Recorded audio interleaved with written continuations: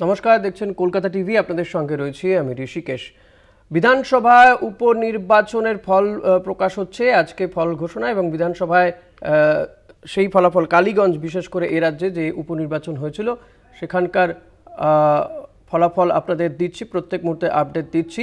সেই খবরের দিকে নজর রাখবো। তবে এই মুহূর্তে একটি খবরের দিকে নজর রাখতে হচ্ছে। বিধানসভায় ধুন্ধুমার, 4 বিজেপি বিধায়ককে সাসপেন্ড। মনোজ ওরাও সহ 4 বিজেপি বিধায়ককে সাসপেন্ড করা হয়েছে। বিধানসভায় ধুন্ধুমার পরিস্থিতি, 4 বিজেপি বিধায়ককে সাসপেন্ড করা হয়েছে। মনোজ ওরাও সহ 4 বিজেপি বিধায়ককে সাসপেন্ড। এমনকি মার্শাল দিয়ে বের করতে গেলে বিধায়কদের সঙ্গে ধাক্কাধাক্কি হয়। প্রতিনিধি দেবাশিস সেনগুপ্ত রয়েছেন আমার সঙ্গে। দেবাশিস, ঠিক কি ঘটেছে, কি কারণে সাসপেন্ড করা হলো?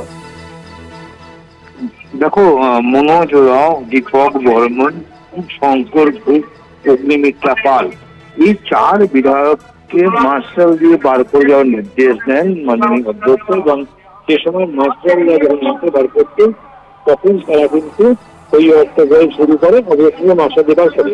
এর সূত্রপাত হয় যখন বিধানসভার পোলিং অ্যাটেনশন হচ্ছে, তো সেই সময় অশোক লাহেরি এর আগের দিনে যে তার বক্তব্য মুছে ফেলার যে নির্দেশ দিয়েছিল পার্টিকে, সেই মুছে ফেলা নিয়ে কিন্তু তার বক্তব্য রাখেন।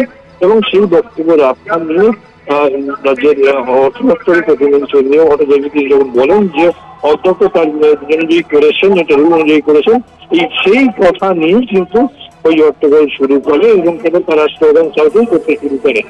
ঋষিকেশ। ধন্যবাদ দেবাশিস। কথা বলছিলাম প্রতিনিধি দেবাশিস সেনগুপ্তর সঙ্গে। বিধানসভায় ধুন্ধুমার, 4 বিজেপি বিধায়ককে সাসপেন্ড।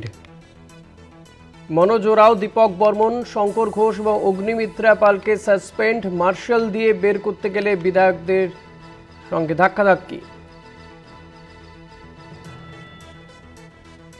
মনোজ ওরাও, দীপক বর্মন, শঙ্কর ঘোষ এবং অগ্নিমিত্রা পালকে সাসপেন্ড।